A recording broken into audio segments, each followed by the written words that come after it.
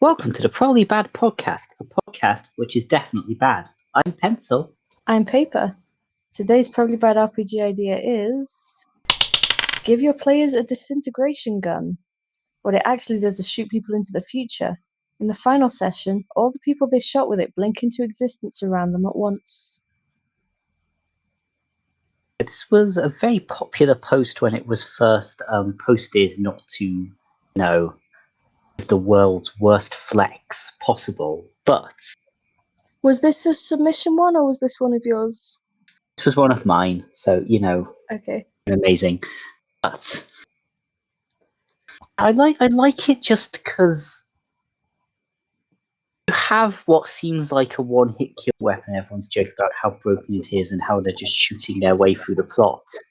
And then they just shoot anyone who mildly inconveniences them. Then in the final session, you just get a barrel full of dice and use it to start rolling the enemy attacks because they're being attacked by everyone. I do feel like this would be a good item for the person a couple of episodes back who wanted advice on dealing with murder hobos. Yeah, exactly. Just bring back everyone they've killed at the end.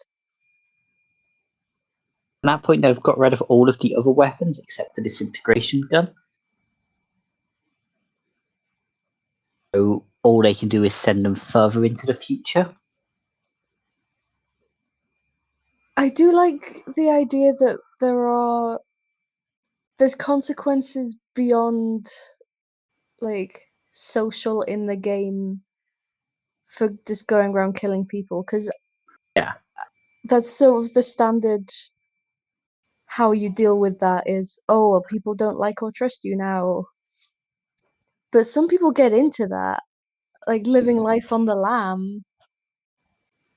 You could probably do a magical version if there's a necromancer villain. The more people you kill, the more bodies they have to raise for the final attack or something like that. I mean, it works in Dragon Age. If you leave Redcliffe to die, you have to fight the zombies of all of the people of Redcliffe. They all have little names. They do. It's kind of adorable. Little digitally added tears to show their sadness at being made. I don't think my graphics quality was good enough to see the little sad tears. Yeah, definitely like the idea of a villain that gets more powerful the more your characters are a dick. Yeah, because that's ultimately what you're talking about with this disintegration gun. It's basically the worse of a person you are, the harder it is to actually win later. Yeah, and you could do, I guess you do some... It's the ultimate escapism, really. It's like the opposite of reality. Ultimate escapism is the idea that negative actions have consequences. Yeah, you could probably like I said, you could fluff it quite a lot of ways. You'd have the sort of archetype of demons that feed on suffering and pain, and the more suffering and pain you've been inflicting, the more powerful it has become over the course of the campaign. That kind of thing. I do like what you said about a necromancer bringing the people back at the end, because that does strongly imply that this necromancer, who is the big bad of the campaign, has just been following you around, gathering the corpses. You combine it with the roll a hard perception check, and when you succeed, it turns out the big bad has been just off screen the whole time. But they just keep rolling perception every time they kill someone. If they succeed, they finally notice 9-foot tall, skull-clad zombie monster who's been following around, reanimating everyone they kill. Have you considered, though, that this character might not have originally been the big bad, but they saw what you were doing and they decided to take revenge, and when you actually kill the big bad, they reanimate them along with all of the random villagers? It's just the first shopkeeper they meet who's just so annoyed by them that they learn necromancy purely to start bringing the people you kill back from the grave. Well, yeah, I mean, sort of from a narrative standpoint, the idea of a villain that you've created yourself is pretty powerful. Yeah, like presumably it would be best to give some kind of hints to the players rather than just fling it at them at the end. Well, you could just fling it at them at the end, I guess.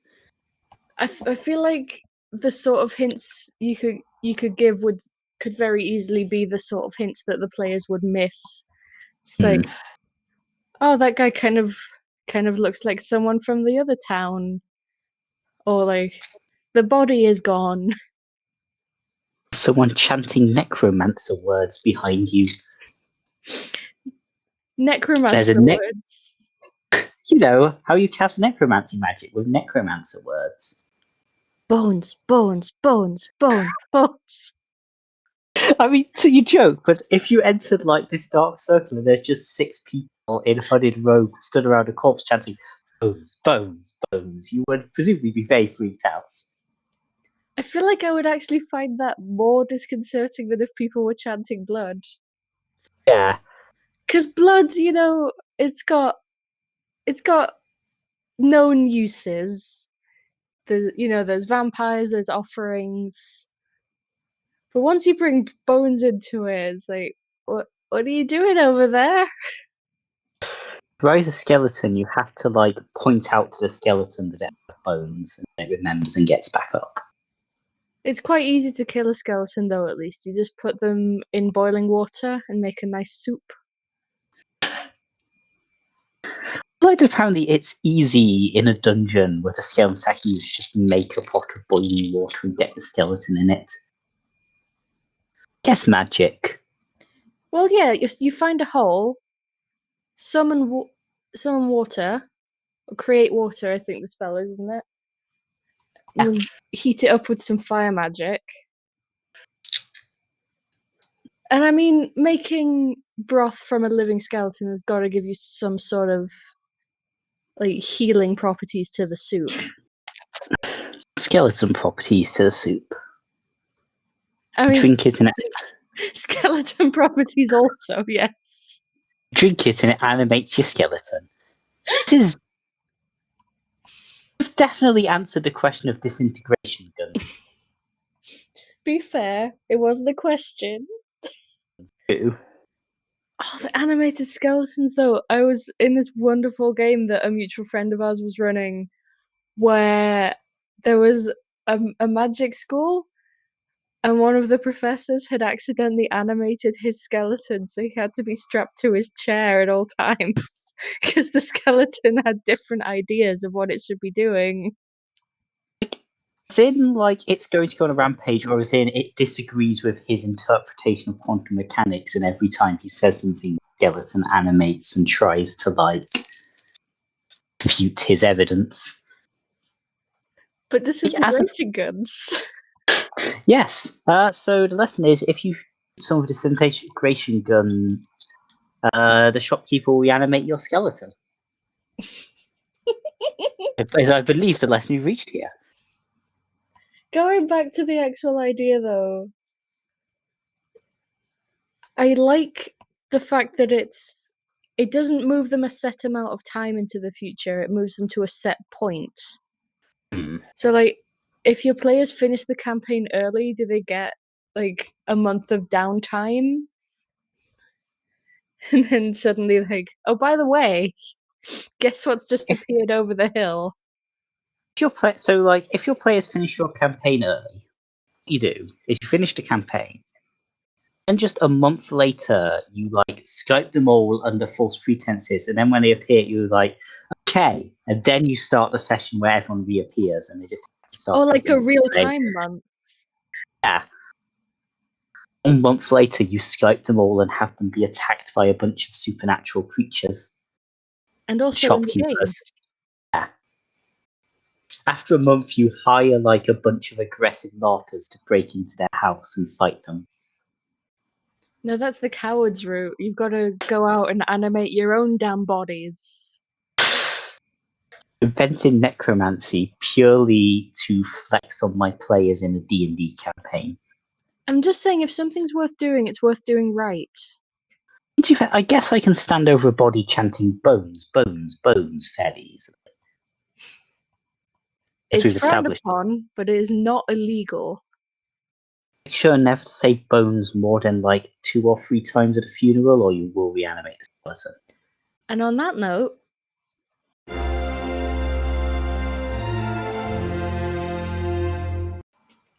we have a question from Daydreaming Fox. Can I get ideas for super cursed items? My players keep asking for magic items despite having quite a few, and I'm fed up with it. Have you considered a disintegration gun? Well, yeah, we just accidentally answered that question entirely independently. To us. Just rewind to the start of the podcast and listen to that. If you've got it downloaded to listen to, maybe just download it again, just to make sure. But genuinely though, the problem with asking for cursed items is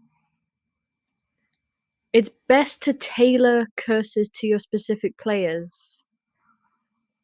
Like, I had a paladin of the goddess of vengeance. So I gave him a cursed sword that would make him, like, compel him to fight back if he ever got injured at all. Which, like, would be fun in general, but because of that vengeance part, it just felt a lot more, if you know what I mean. So it was kind of taking his whole thing and then turning it against him. Ultimately, use ones that are just completely unrelated to characters in any way. Like, deliberately unrelated. If we need actual cursed items, Rod of Fireball. But when you use it, the GM get to slap the player in the face IRL. Rod of Fireball, but every time you use it, you have to take a shot. Rod of Fireball, but every time you use it, you talk faster. No offended is just ways to hurt your players IRL. I mean, that's half of our brand.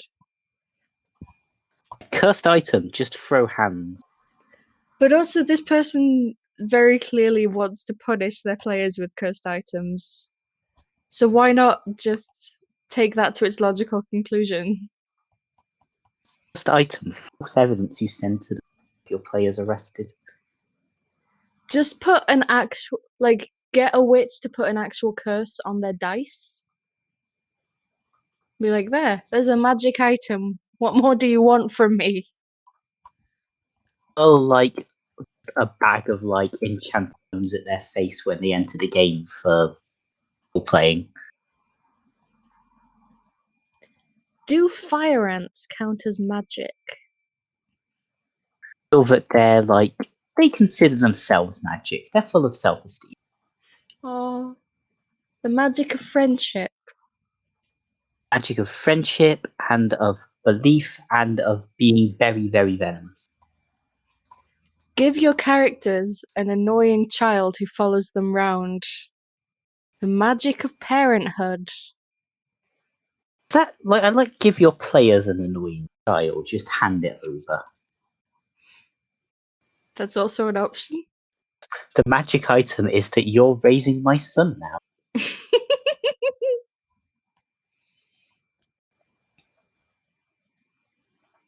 I'm not sure we did answer this question, but we just go to said some words. we certainly made a series of noises that possibly have semantic.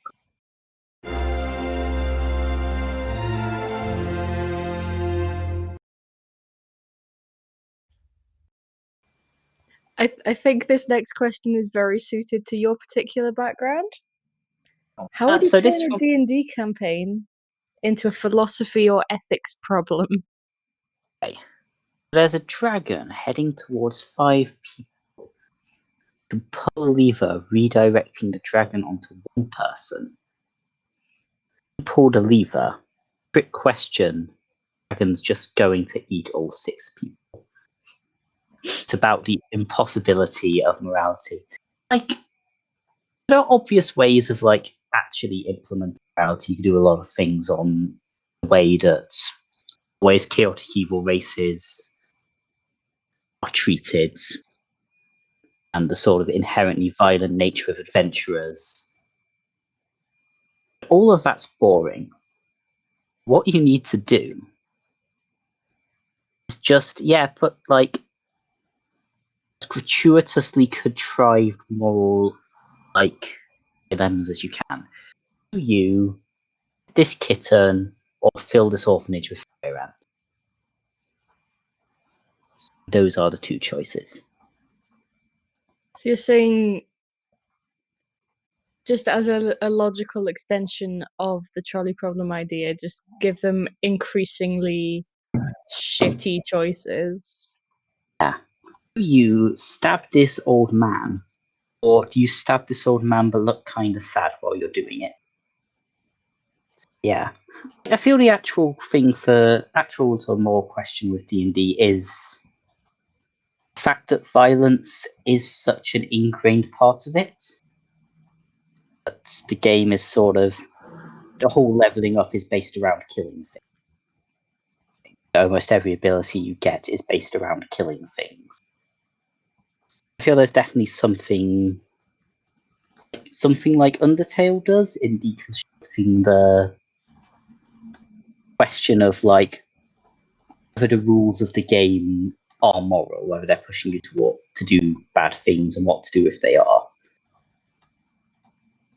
Which is also pretentiously metafictional as well. It is, isn't it? Yeah. You could definitely do a thing where the game D&D is the big bad of your D&D.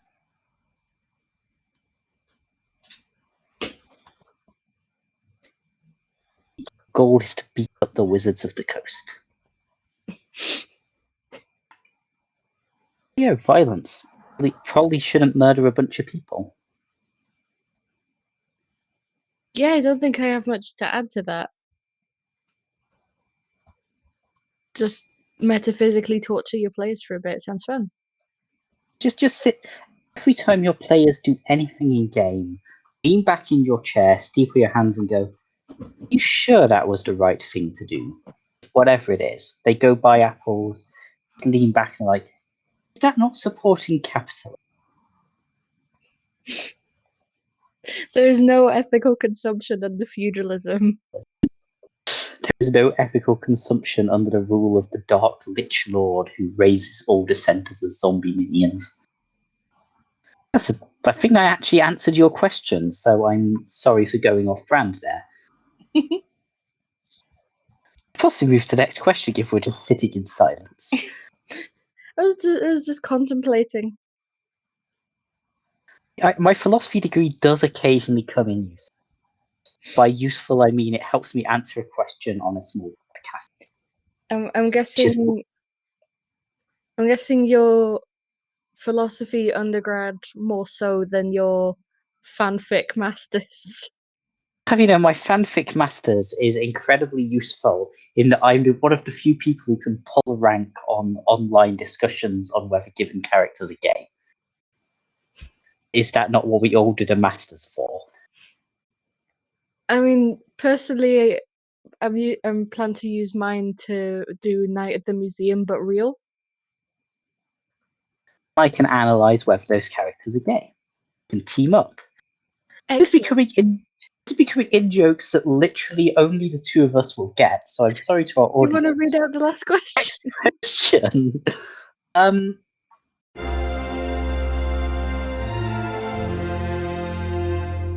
This is from. It doesn't say who it's from. It is anonymous. It will be if it does not say. I think I just forgot to write the word anon. This is anonymous.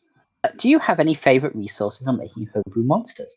I'm about to start a campaign where every player will be DMing a session, but I've never ran anything in D&D before. I know every detail of every creature, and it sometimes dampens the excitement for them when they play. I want to make it fun and surprising for them. What I've used in the past is there's a podcast called the Myths and Legends podcast. They have a section at the end called Creature of the Week, So just sort of take a random folkloric creature and throw it into the game is always quite fun. What I do, Because if it doesn't appear in the monster manual or in Harry Potter, most of your players won't be aware of it unless they're massive mythology nerds. So like I threw in a thing called a Serra, which is basically this like ship-sized but kind of peaceful and curious sea creature as kind of a. I believe I was using it as sort of a false enemy to kind of distract them from other things that were happening. But because they didn't know what it was, that was all they could think about. stabbing it. Yeah, what I normally do is, rather than like making a full homebrew creature, is like, so if you just like refluff an existing creature, that can still get around the sort of know what everything is and what everything does. Like, if you make a troll, it's just, I know, like some kind of stealthy thin avian creature that lives in like sewers or something. You don't have to change the mechanics in any way. You can still just use the troll stat block, but people will not immediately go, we need to set this thing on fire. Or if you make skeletons weak to boiling water. Yeah. If you make skeletons, but they are all clowns. If you make all undead clowns, like a certain GM who will not be named did in one of our campaigns, yeah, and like you can sort of change things up, like minor things, like instead of not regenerating with fire, they not regenerate with cold, or they don't regenerate with attacks powered by love, or whatever it is that you're going to bring in. So minor tweaks to stat blocks and changing fluff. Always a good idea. And obviously, if you've got sort of a well-known thing that there's lots of different versions of, like say a ghost or a vampire, you can just like say, no, I'm going to use this tradition of it. So it's like, well, my vampires are fine with sunlight, but they count things, or they'll still regenerate if you cut their head off, but if you put a stone between their jaws, then you're good. Like, yeah, obviously to give some clues in universe as to this, rather than just, in my setting, vampires can only be affected by people called Steve. But Oh yeah, you'd have to have some sort of, because there's probably going to be a moment where they try to kill it the normal way, it doesn't work.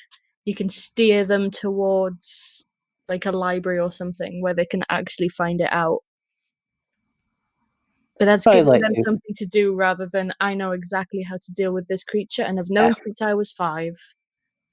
Yeah, like, I always like to do with like having it just like in real life vampire myths being confusing and contradictory. But yes, what was best to edit that bit of nonsense out.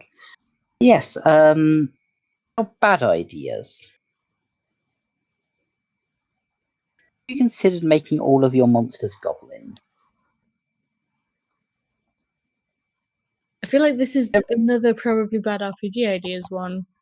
I'm pretty sure I've seen this post from. I think we might have had. I think this might have been. I think this has happened multiple times. But goblins don't have any specific weaknesses or specific strengths. If you just only have goblins, or use normal stat blocks, but you just describe it as a goblin. They're attacked by a dragon, but you just describe the dragon as a goblin, even when it is like breathing fire. I mean, to be fair, like in some traditions, goblin is just the generic word for sort of mischievous creatures. So, I mean, anything with a chaotic alignment could technically be a goblin. Yeah, anything. Describe all life forms as goblins. You walk through a field of tall, leafy goblins, flying goblins flittering between them. In front of you stands a goblin who is walking a small goblin. Not enough goblins.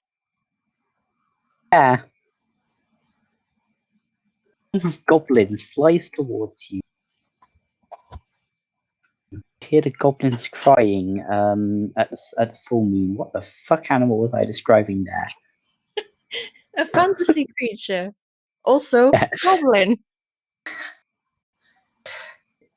The twist is like there are no actual plants or animals in this setting. It legitimately is all goblins. Goblins also make up all of the non-living things. Seeing the goblin in the distance, you draw your goblin and knock a goblin. Just saturate the setting with goblins. Just replace all nouns No one with will see it goblin. coming. Sit there and just chant goblin over and over as your players enter. Then you animate their goblins. Give them a goblin, and at the end of the campaign, it turns out it was actually a goblin.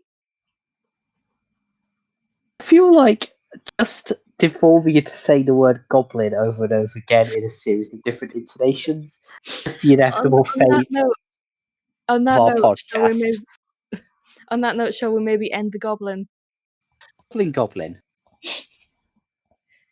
So, if you have a goblin, you can send it to us on Tumblr or email probablybadpodcast@gmail.com. Which obviously is short for goblin mail. Or you can support us. Lockdown is hard on all of us. I'm struggling to get through this. Or you can support us on patreon.com/probablybadrpgideas at 1, 5, 10 or 20 goblins a month. Or leave a rating or a review. And you can even follow us on Twitter or Facebook if you really want to. And remember to have a probably bad goblin. Remember to have a probably bad goblin.